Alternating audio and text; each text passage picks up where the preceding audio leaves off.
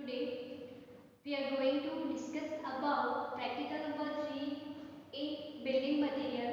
આજે આપણે building મટીરીયલમાં practical number 3 વિશે ચર્ચા કરીએ જે છે water absorption test for bricks. તો ઈંટો માટે પાણી શોષણનો ટેસ્ટ. તો હવે આપણે એના વિશે ચર્ચા કરીએ કે ઈંટ જે છે બ્રિક એના માટે જે પાણી શોષણનો ટેસ્ટ છે એ શાના માટે કરવામાં આવે છે એના માટે વાત કરીએ ફર્સ્ટ. તો જે તમારી બ્રિક છે ઈંટ, તો એ ઈંટ પાણીનું કેટલું શોષણ કરે છે, પાણીના શોષણ કરવાની એનામાં ક્ષમતા કેટલી છે, કેપેસિટી કેટલી છે એ ખબર પડશે. અને હવે એ જે વોટર એબ્સોર્બ કરે છે એ વોટર એબ્સોર્બ પાણીનું શોષણ એ કોના પર ડિપેન્ડ કરે છે. તો હવે તમે બ્રિક જુઓ છો, આ છે બ્રિક. તો એ બ્રિક જે છે પાણીનું શોષણ કરે છે, પણ કઈ રીતે કરે છે એ જોઈએ. તો તમે એ જોવો છો બ્રિકને, તો એના પર તમે જે સરફેસ છે એ સરફેસ પર અમુક વોઇડ્સ દેખાશે, છિદ્રો, પોર્સ.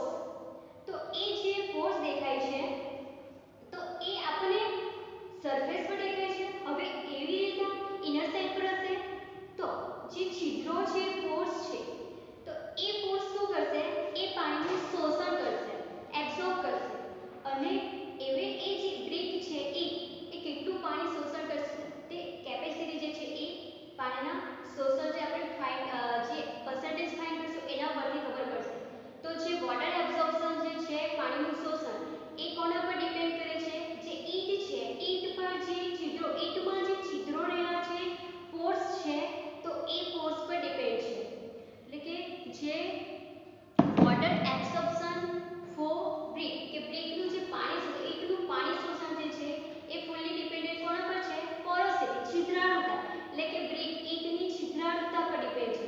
અને છિદ્રાળુતા કોના લીધે હોય છે, એ વોઇડ્સના લીધે હોય છે, જે એ બ્રિકમાં પ્રેઝન્ટ હશે છિદ્રો, વોઇડ્સ. ઓકે, હવે આપણે એ જોઈએ કે જે છિદ્રો છે એ છિદ્રોની સંખ્યા વધશે તેમ તેમ શું થશે, તમારું પાણી શોષણ ઈંટનું વધશે. કેમ કે જે પોર્સ, જે છિદ્રો છે એ વધશે એટલે તમારું વોટર કન્ટેન્ટ, વોટર એબ્સોર્પ્શન જે છે એ પણ વધશે. તો જેમ તમારું પાણીનું શોષણ વધશે તેમ તમારા જે છિદ્રોની સંખ્યા શું હશે, વધારે હશે. અને એ જે વોટર એબ્સોર્પ્શન તમારું વધારે થશે તો એ બ્રિકની સ્ટ્રેન્થ જે છે, કમ્પ્રેસિવ સ્ટ્રેન્થ, તો એ કમ્પ્રેસિવ સ્ટ્રેન્થ શું હશે, કમ્પ્રેસિવ સ્ટ્રેન્થ, દાબ સામર્થ્ય કેવી હશે, ઓછી. જેમ વોટર એબ્સોર્પ્શન જેમ વધારે થશે તેમ તમારી આ કોમ્પ્રેસિવ સ્ટ્રેન્થ એની દબાણ સામે જે મજબૂતાઈ છે એ ઓછી આવશે.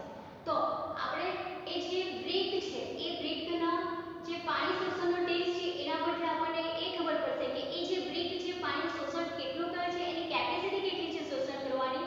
અને એ પાણીનું શોષણ કરશે તો આપણને એના પરથી અમુક જે પાણી શોષણની જે વેલ્યુ છે એ આપણને ખબર પડશે. અને એના પરથી આપણે ડિસાઈડ કરશું કે એ જે છે એની જે વોટર એબ્સોર્પ્શન કેપેસિટી કેટલી છે એ ડિસાઈડ કરશું. પ્લસ કે જેમ એનું વોટર એબ્સોર્પ્શન રેટ વધારે હશે તેમ શું થશે, તમારે એની કોમ્પ્રેસિવ સ્ટ્રેન્થ, એના પર એની જે દાબ સામર્થ્ય, દબાણ સામે જે મજબૂતાઈ છે એ ઓછી આવશે.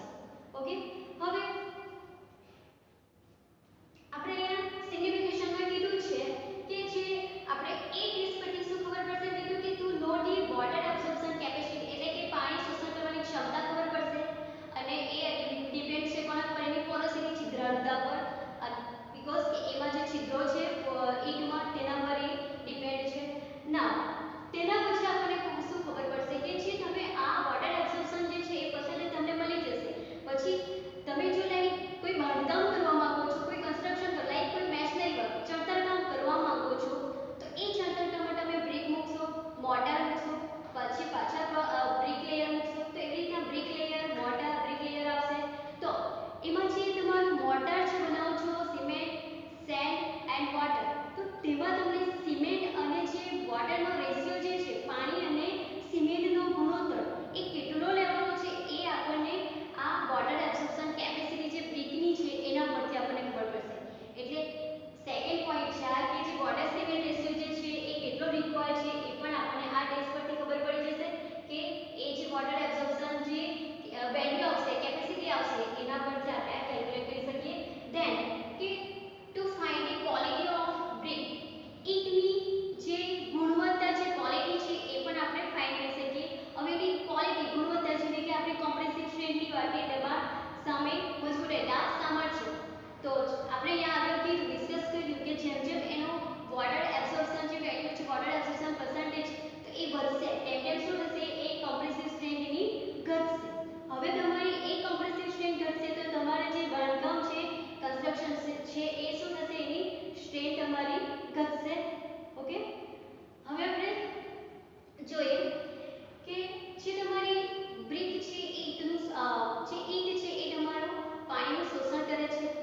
હવે તમે જે બાંધકામ કરો છો, મેશનરી વર્ક કરો છો, જનરલ કામ કરો છો, એમાં તમે બ્રિક મૂકો, મોટર મૂકો, તો લાઈક તમે જોયું હશે કે એ જે જનરલ કામ કરવા પહેલા આપણે જે સૂકી ઈંટ છે, એ સૂકી ઈંટ ડ્રાય બ્રિક જે છે એને પહેલા શું કરવામાં આવે, ઇમર્સ પાણીમાં શું કરવામાં આવે છે, ઇમર્સ કરવામાં આવે છે, ડુબાડવામાં આવે છે, અને પછી એ જે સોફ્ટ બ્રિક છે એને તમે યુઝ કરો છો અને એ લેયર વાઇઝ ગોઠવો છો. તો બધી જગ્યાએ જોયું જ હશે કે જે જનરલ કામ થાય તેમાં જે બ્રિક યુઝ કરો છો તે તો જે સૂકી બ્રિક છે એને પહેલા પાણીમાં ડુબાડવામાં આવે છે, ઇમર્સ કરવામાં આવે છે, અને પછી એને શું કરવામાં આવે છે, પ્લેસ કરવામાં આવે છે, યુઝ કરવામાં આવે છે.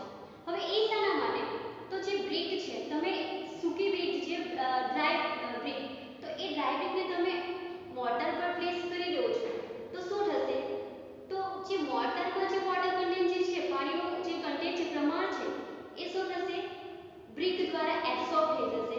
બ્રિક દ્વારા શું થશે, એ પાણીનું શોષણ થશે, અને જે તમારો મોટર જે છે એ મોટર કેવો થશે, ડ્રાય બનશે, સૂકો બનશે, અને એ શું થશે કે જે તમારા આ જે મોટર અને બ્રિક વચ્ચે જે બોન્ડિંગ થવું જોઈએ એ બોન્ડિંગ પ્રોપરલી થશે નહીં. ઓકે, તો જે તમે બ્રિક વાપરો છો એ બ્રિક તમારી કેવી હોવી જોઈએ, સોફ્ટ કરેલી હોવી જોઈએ કે જેથી તમે જે આ મોટર છે એ મોટર પર તમે જે બ્રિક પ્લેસ કરો છો એ તમારો જે મોટરમાંથી પાણીનું એબ્સોર્પ્શન, પાણીનું શોષણ ના કરતું હોવું જોઈએ. જો એ પાણીનું શોષણ કરી લે તો શું થશે, તમારો આ મોટર ડ્રાય બનશે, અને જે બોન્ડિંગ બનવું જોઈએ લેયર બાય લેયર તમારો બ્રિક અને મોટર વચ્ચે, તો એ જે બોન્ડિંગ છે એ બોન્ડિંગ રહેશે નહીં, અને તમારું જે બાંધકામ છે, બાંધકામની જે સ્ટ્રેન્થ છે, મજબૂતાઈ છે, એ મજબૂતાઈ શું થશે, ઘટી જશે. ઓકે, અને તમારું જે બાંધકામ એ જે કન્સ્ટ્રક્શન કરો છો એ યુઝફુલ ના થશે. તો હવે આપણે પ્રેક્ટિકલ પર આગળ જઈએ. તો એમ શું છે આ ટેસ્ટનો, કે water absorption test for brick, તો એના માટે એમ શું છે, તો to determine the percentage of water absorbed by the given sample of bricks. તો જે તમારા સેમ્પલ છે અત્યારે આપણી પાસે શું છે, બ્રિક ઈંટ છે, તો એ ઈંટ જે છે એ કેટલું પાણીનું શોષણ કરે છે, એ શોષણ જે પાણીનું શોષણ છે આપણે પર્સન્ટેજમાં ફાઇન્ડ કરવાનું છે.